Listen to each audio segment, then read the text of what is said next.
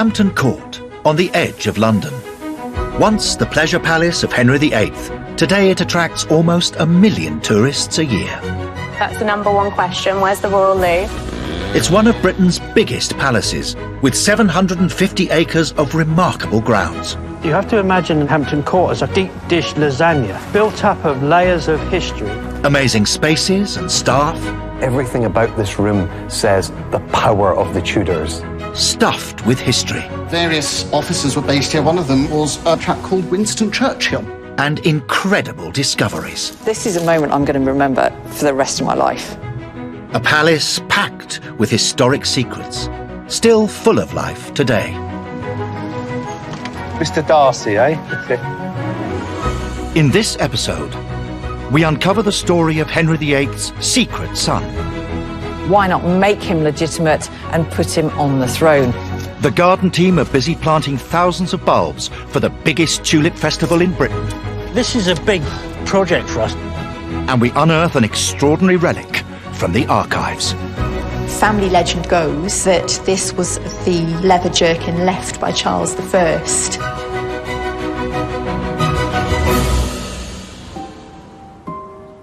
It's autumn at Hampton Court, and team leader Kitty Casely is unlocking the 500-year-old palace ready for visitors. So we're just going into the Haunted Gallery to open up the Tudor route for the day.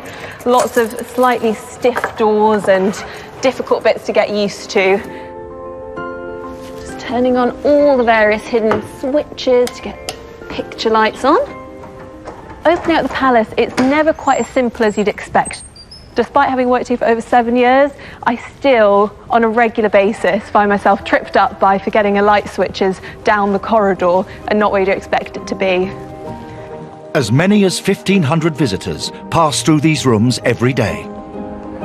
And it's up to Hampton Court's palace hosts Before this was a Tudor palace, it was a manor house. to help bring this historic building to life. As Henry VIII's favourite party venue with over 200 years of royal residence, there's always a story to be told. Henry VIII crept up on Anna Cleese in disguise and surprised her. She screamed so loudly that this, of course, bruised Henry VIII's ego, and the marriage was doomed. You would have had James I watching Shakespeare here, as Elizabeth had before him. It's not just the palace that's on display. Visitors can also explore Hampton Court's 60 acres of famous formal gardens, home to the world's oldest puzzle maze and 3 national plant collections.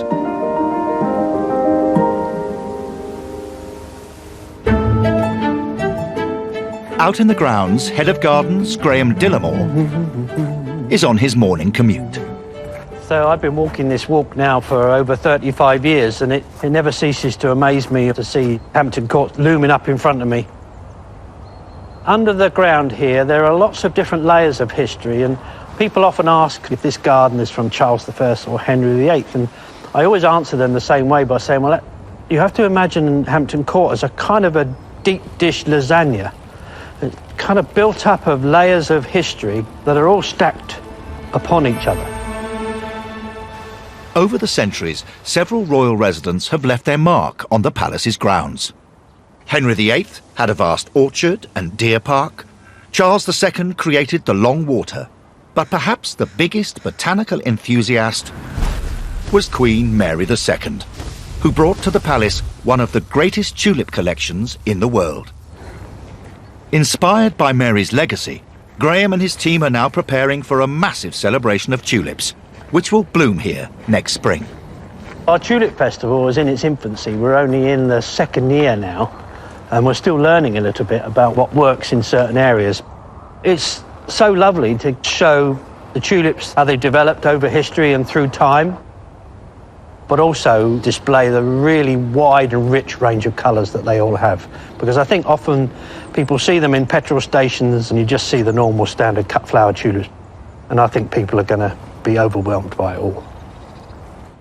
The Tulip Festival is a challenging undertaking. It's set to be the biggest in the UK, with an ambitious 120,000 flowers on show. So Hampton Court has got a really, really nice mixed pink, purple and white. They're all set across here. Yeah. Graham and his colleague Ben Pilgrim are doing a stock check on the tulip bulbs. That's great. Well, that's a new blend for us this year. Yeah, nice. People like that. This year, they're hoping to wow the crowds with 60 different varieties of tulips. That's a lot of bulbs and a lot of names to keep track of. I like the Madonnas and the Ronaldos. You know, if it's called Ronaldo, it's going to be good. The bulb store is the culmination of a whole year of planning. So we order them in June from a catalogue. We're just trying to blend the colours and heights and the times of flowering. And then it's not until October that they all arrive. So you've kind of forgotten. You've forgotten what they look like. So you have to remind yourself in the catalogue, what does Angelique look like? It's yellow. Yeah, he knows them. But nothing can be taken for granted. An especially wet winter or an overly dry spring could ruin months of preparation. Some bulbs can be a little bit unreliable. They might come on different heights and things. So we'll have to wait and see what this year brings. The 810 acres at Hampton Court require constant upkeep. Tourists get to explore the beautiful array of formal gardens surrounding the palace. Gorgeous morning. It is. But tucked away in the paddocks, on the border of the River Thames, a special retreat has been installed for some rather smaller visiting guests. We're going to go and look at the San Martin bank today. We're just going to go and see if there's any maintenance we can do to try and improve the colony for next year. In 2014, Park and Estate Manager Nicholas Mallory Garbett and his team helped build a nesting site for a local colony of sand martins. It's already been a huge success, and Nicholas and his colleagues Dennis Mantle and Jeff Hill want to encourage the birds to return this year. So do we need to clear all of this? Yeah, I think so. Sand martins spend the winter in Africa. Then these little birds travel up to an astonishing 3,500 miles to nest in sandy cliffs across the UK during summer. They've been making this journey for at least 1,600 years and would have been a familiar sight to Henry VIII as he rode out along the river. But the colony has recently come under threat due to nearby maintenance work on the Thames. The sand martins feed mainly over water, so if they're going to attract them back, Nick and his team need to remove the vegetation that's collected around the pond over the winter. I haven't put these on for a while, so hopefully there's no leaks in there. And it's mucky work, so Nick climbs into something a little more practical. Yeah, you've got a bit of a strange look to them, though. It's like a big nappy, isn't it? And a little less fashionable, to start clearing the pond. Yeah, maybe if I pull it this side, we can Push it out fork it out on the bank, yeah. Maybe we can pull it out with a bucket after. Yeah. Yeah, it's full of life. There's lots of pond snails in here. Pretty smelly, though. Once Nick and Jeff have got rid of as much as they can by hand, it's time to bring in the big guns to finish the job. Dennis needs to get close to the edge of the pond to clear what's left. But not too close. Don't need to go any further than that. Just another 6 inches. Yeah, go on. 6 inches. Careful there, Dennis. Yeah, that's it. I won't go in any more.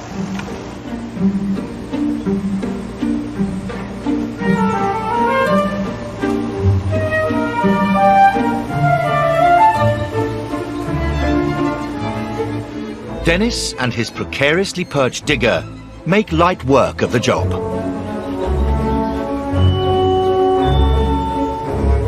And the last of the vegetation is finally cleared. Ready for the next round of summer guests. So we're hopeful, now that we've done this work, next year we'll be able to see an increase in the amount of sand martins that are used in the bank. That would keep us happy, yeah. Coming up, Tracy discovers Henry VIII's secret son. I think he's trying to impress his father, the king, with this letter. Henry IX goes missing. He ate his food, obviously came in overnight, but he's missing at the moment. And the head gardener attempts to grow a flower last seen at Hampton Court centuries ago. The reward to get a plant flower as it did 300-400 years ago is something special.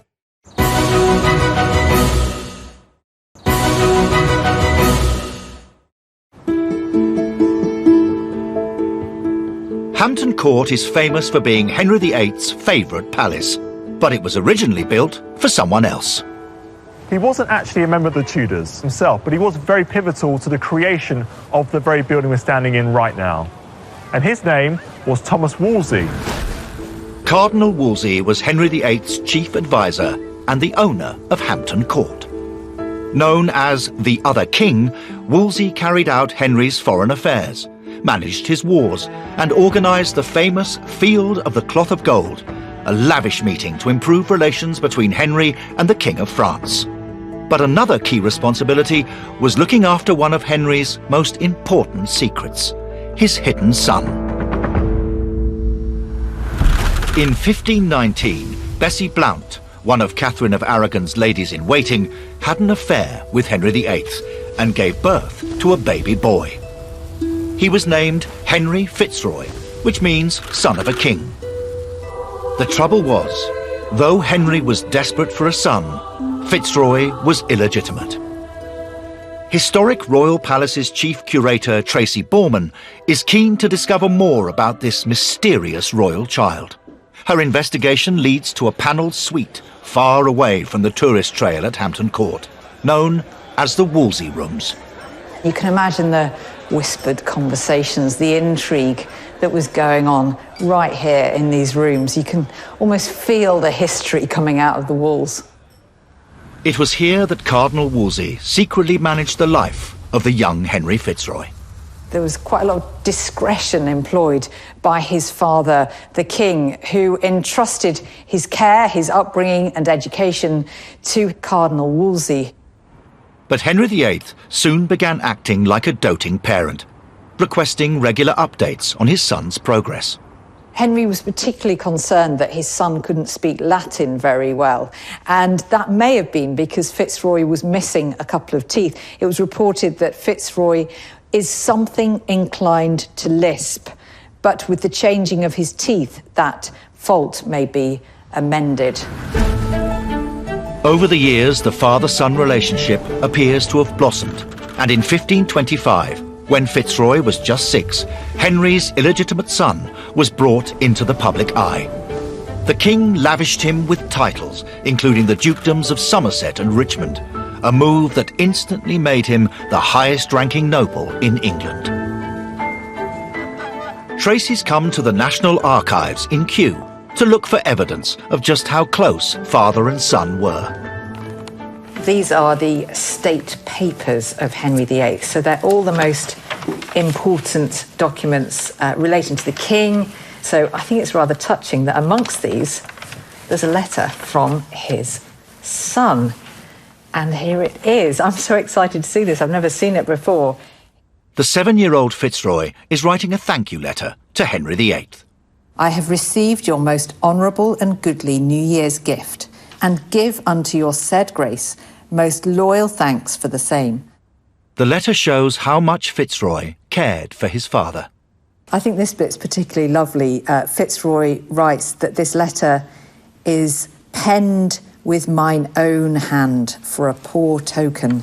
He's actually managed to write this letter, and in a very good hand as well. This is not a boy who is a natural scholar at all.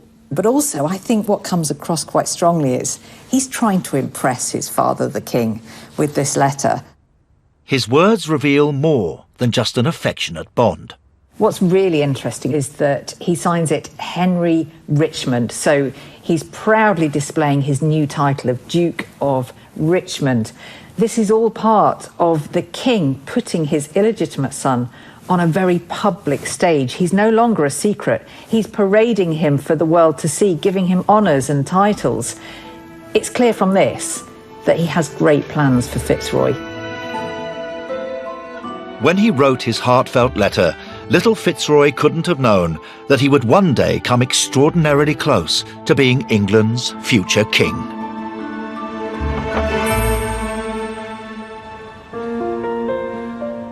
Hampton Court is a time capsule of British history and priceless collections. Head gardener Graham is deep in the palace's botanical archive, known as the Florilegium Society Room. He's in search of historic records that might give him a clue about the tulips Queen Mary II planted here. How wonderful. Back in the 1680s, Mary went on a spending spree, buying up rare species of tulips from aristocratic homes across France and the Netherlands. It's no surprise to learn that she had one of the largest private plant collections in the world, containing over 2,000 different species. Graham is keen to include some of the tulips she introduced to Hampton Court in the upcoming festival. I like to mix things up, so it's nice to have a collection of modern varieties and we can use them in a modern setting. And they're always guaranteed to flower, they're great vibrant colours. But one of the interesting things about our festival is we use these very old historic varieties. They're quite expensive and they need careful handling. But the reward to get a plant flower as it did 300-400 years ago is something special. Graham's hoping to find records of some of the heritage bulbs he's bought to see how they'll flower. Here's what I'm looking for. Tulip acuminata, the Turkish tulip. Hopefully, this is what we'll see next spring after we planted the bulbs this autumn.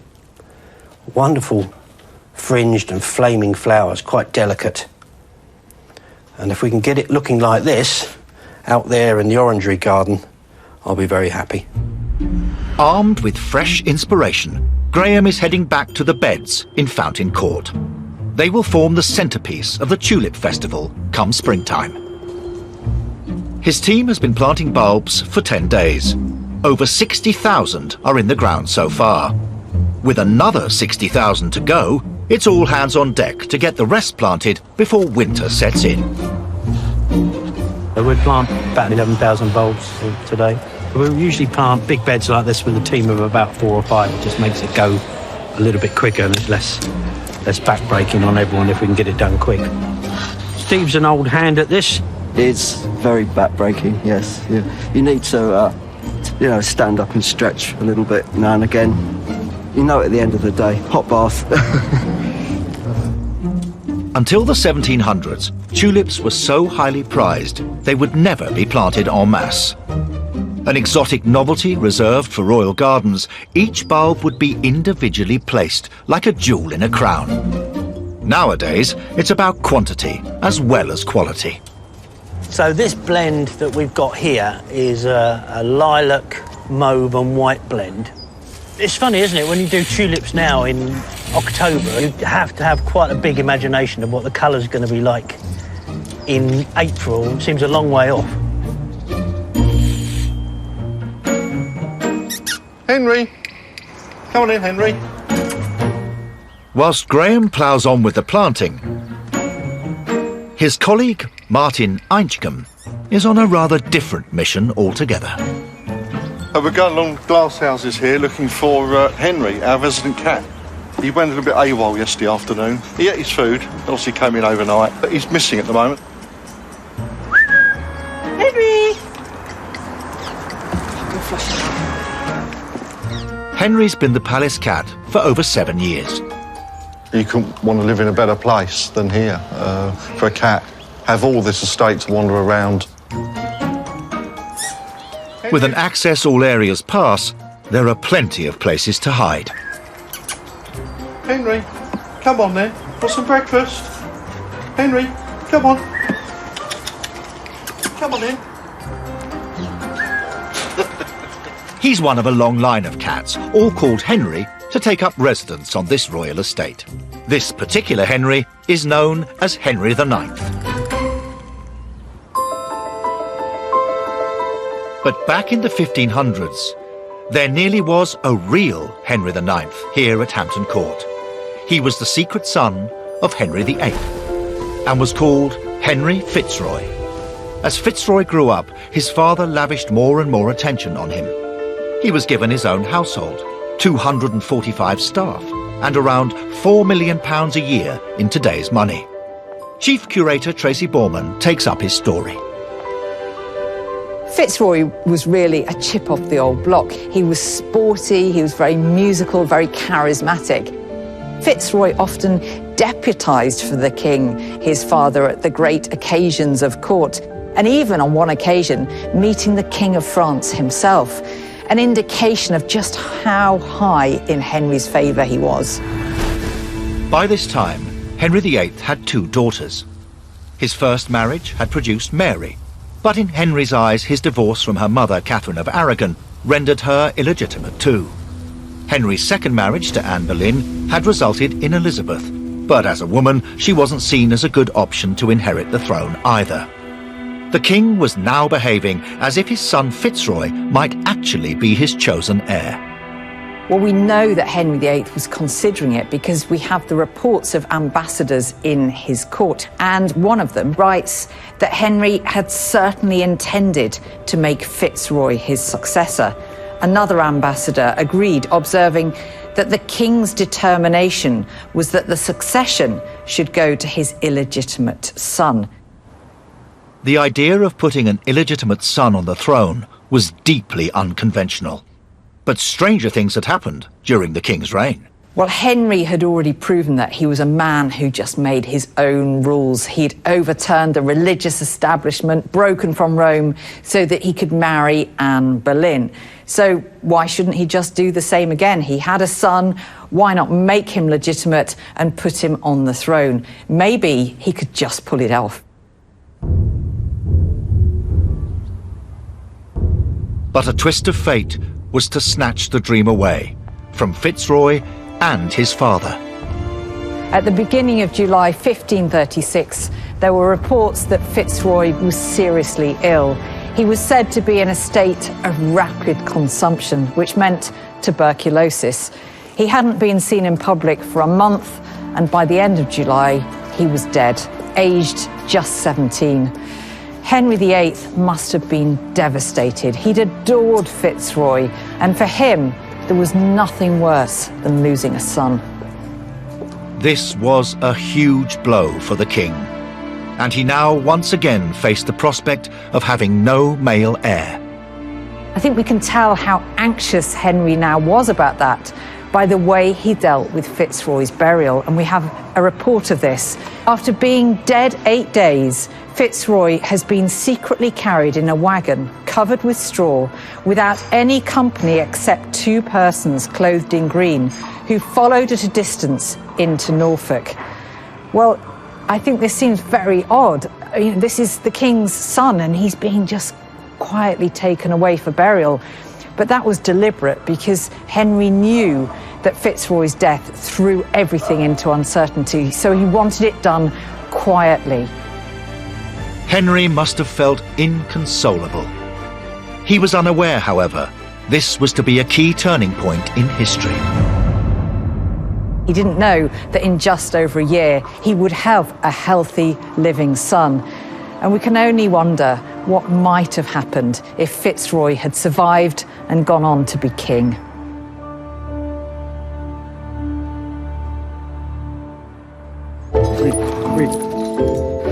Coming up, Nobby doesn't want to play ball. Nobby!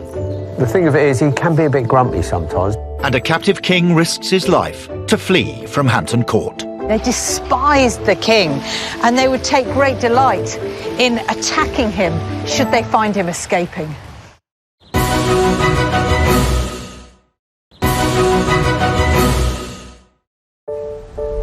It's mid-morning at Hampton Court stables. Come on now. Steady, steady.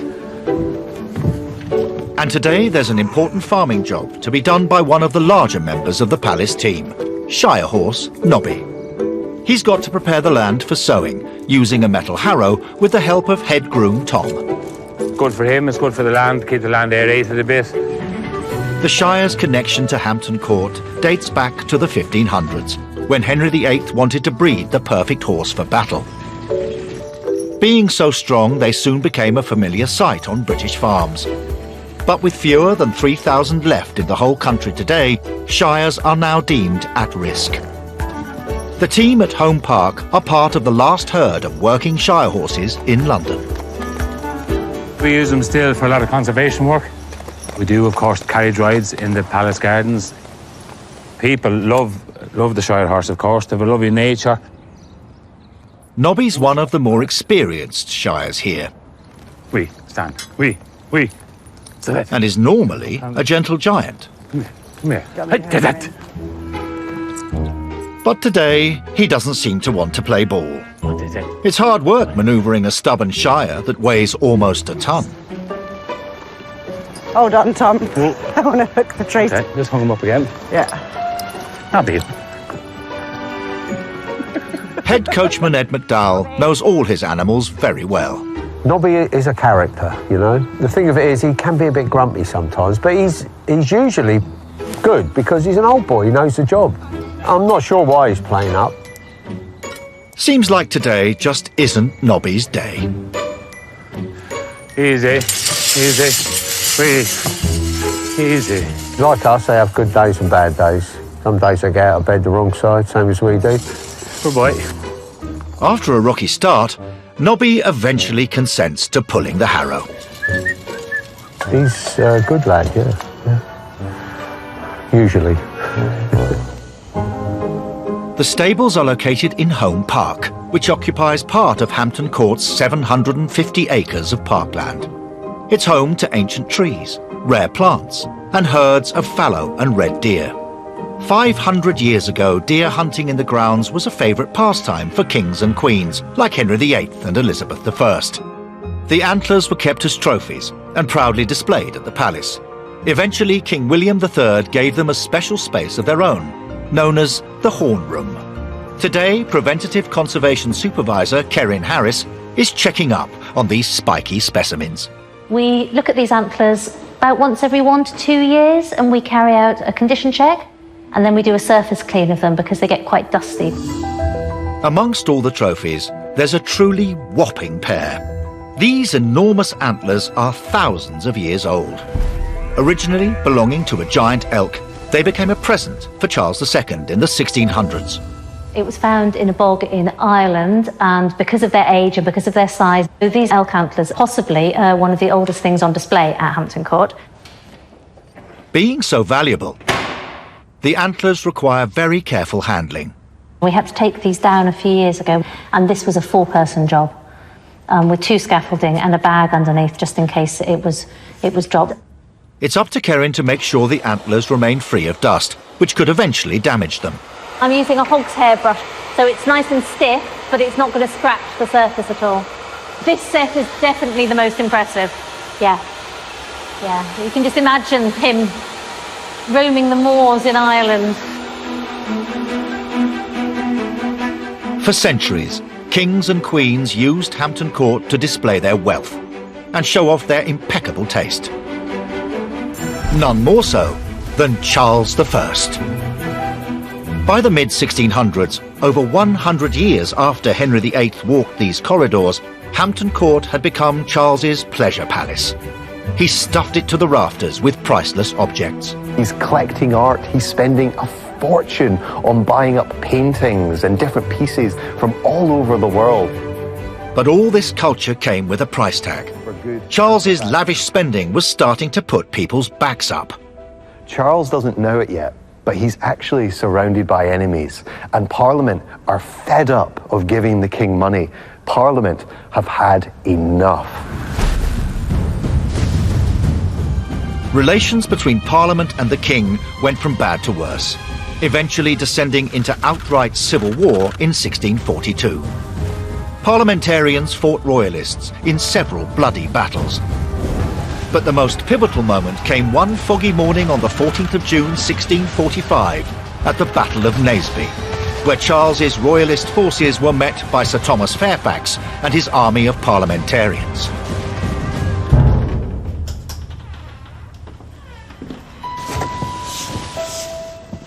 An extraordinary relic from this battle is kept in the conservation studio at Hampton Court.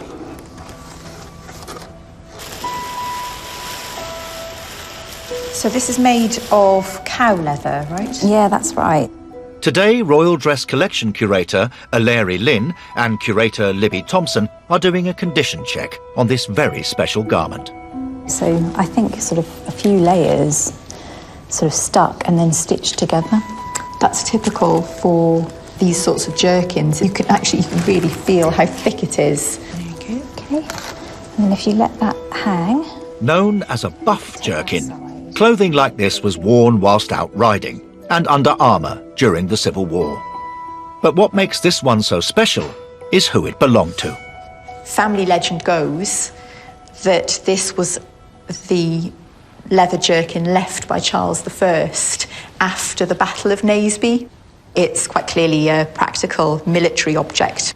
It's really interesting now to see it on the mannequin, because what's very obvious to me is that it's cut in a very fashionable silhouette. Charles I was ever the image-conscious king. You can see with the thickness of this leather how it would have protected him. But nice to know that he still wanted to be stylish whilst Well, he was being exactly. protected. in that Exactly. way. He was fashionable even when worried for his life. The jerkin is one of the most prized items in the Royal Ceremonial Dress Collection, which comprises around 10,000 objects. It is a real privilege to look after objects like this, and I have a complete sense of humour failure when anybody asks me if I've ever tried these things on. The thought of it is just too horrific. But whatever protection it offered, the jerkin couldn't save Charles from defeat. His forces were thrashed at Naseby, and within a year, the king had surrendered. He was brought to Hampton Court and placed under house arrest. His lavish palace had become his prison. Charles's arch-nemesis, Oliver Cromwell, began pressuring the king to sign a peace treaty to end the civil war formally. But the imprisoned king refused. Frustrated, a number of Charles's enemies considered more extreme ways to secure peace. On November the 11th, 1647, Charles was informed of a plot against his life. Chief Curator Tracy Borman is on the trail of this desperate king. Well, I'm really excited to come back up here because it's really rare that I come up these stairs to the roof. Ah, this view. It never fails to take my breath away. It's just spectacular. You can see for miles around. Charles knew that whilst he was under house arrest at Hampton Court, he wasn't safe. It was only a matter of time before his enemies would attack. Charles had always been very fearful of assassination attempts, so when he heard there was a plot against his life, he immediately decided he had to escape from Hampton Court. Of course, though, it's not that easy. The place is teeming with guards, and the only real means of escape is by the river. So how on earth is he going to get from his prison here in the palace over there to safety? Each evening, Charles's captors allowed him some privacy when writing letters. And on the evening of November the 11th, 1647, this gave him just the opportunity he needed.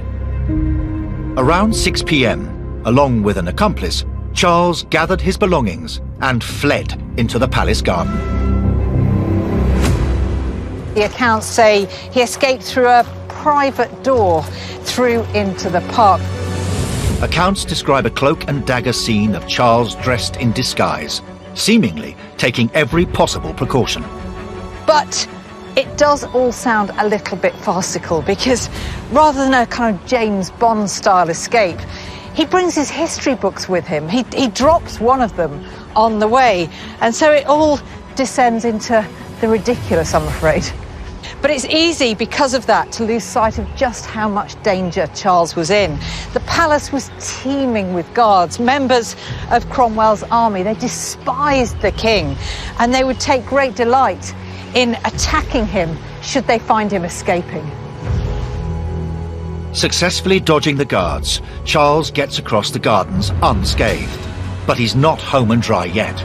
Charles is within a whisker now of succeeding, of making his escape. All he has to do is get from this side of the river to the opposite bank in Thames Ditton, where there are men waiting to hurry him away on horseback. But this is, in a way, the most dangerous part of the whole escape. He could easily be spotted on the river.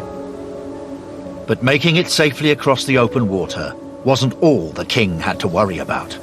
This was an impossible position for Charles, really, because he'd told Cromwell faithfully that he wouldn't escape from Hampton Court. And in breaking that promise, he was making himself untrustworthy.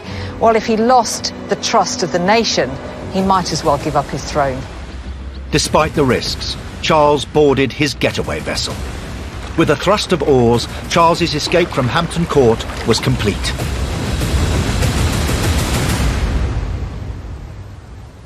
But his triumph wouldn't last. Just over a year later, Charles was captured and imprisoned again, this time on the Isle of Wight. After 2 years of failed negotiations, Charles's time was up. He was executed on the orders of Oliver Cromwell, and the Civil War was over. But Charles's followers never forgot him. His jerkin at Hampton Court hides a clue to the legacy that lived on long after his death. His status became almost saintly among those people who had been his followers. Over the centuries, potentially, people have come and cut away fragments of the leather and taken them away as sacred relics or mementos of King Charles I. Luckily today, Hampton Court is a far safer place to be. Where's my girl? How are you?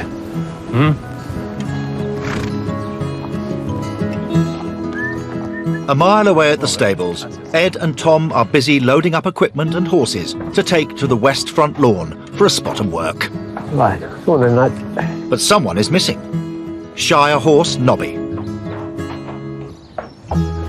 We found out, you know, the reason he was playing up was because of his tooth. He had a bad tooth. And he was trying to tell us that, and we found out that, so we had to go and have an operation. Ed has a herd of other shires to choose from. Replacing Nobby isn't a problem. That's Joe's, is it? That's Joe's. What's more of an issue is the noisy construction work just beside the field. That's probably the first time seeing all that kind of commotion in the one spot. Every day you go out with horses, especially in today's world, there's so much traffic and so much things going on. So you never know what to expect. Okay, together, come up, come up. Harrowing is an age-old method of aerating the soil to encourage plant growth. It's still effective today. If you put a tractor out there, it compresses all the soil. And a horse, although they weigh a ton each, they don't actually compress the soil at all. Come on together. Steady, steady, steady. Good lads. I love it, you know, because we very rarely work on this side of the palace. This is the original, this is the Tudor bit here. And of course, Henry VIII had a big connection with shire horses. So somehow I always feel they're much more at home on this side, you know, in keeping, really. Despite some noisy distractions, the shires have finished their work for the day.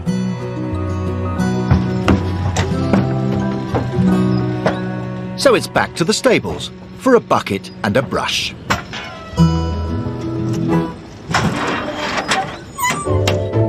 Coming up, will the tulips bloom in time for the festival's grand opening? A lot of hard work has gone into this exhibition. And will Nick's plan to encourage the sand martins back to Hampton Court have worked? You've got the binoculars, haven't you, so we can take a look from over here.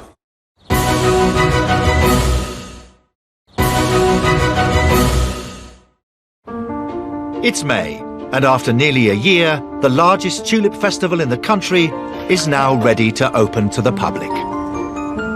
It's a lovely, sunny day. The tulips are in bloom. Weeks and weeks of effort, a lot of trips to the osteopath, and a lot of hard work has gone into this exhibition. Over 120,000 bulbs were planted in the gardens surrounding the palace.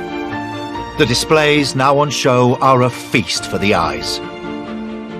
Flower beds bursting with beautiful tulips of all shapes, colours and sizes. Especially the centrepiece of the festival, here in Fountain Court. This pinky, mauvey, whitey mix, as we call it, was something we blended ourselves. And the idea was for us to get a range of different types of tulips coming through the spring. So we're starting off with some single earlies, and then the lily-flowered tulips, which are this strong mauve. So overall, you get this blend of tulips that's going to come up with different heights, and it's worked out perfectly. Nice when a plan comes together. Graham's carrying out one last inspection to check that everything's looking its best, ready to welcome the first visitors. Look at that. Look at that size, that Darwin hybrid there. Look at the size of it. Giant great flower. Wonderful thing. There's one tulip in particular Graham's keen to take a look at, over in the orangery garden. This is brilliant. This is tulip accumulata, as depicted in that Flora Legion painting that we saw. The tulip Queen Mary II brought to Hampton Court is back on display after hundreds of years. It's very exciting for us to see something that in 1 minute is depicted on a piece of paper, and here it is, the real living thing, and they're exactly the same. So it's very rewarding, very pleasing to see this here.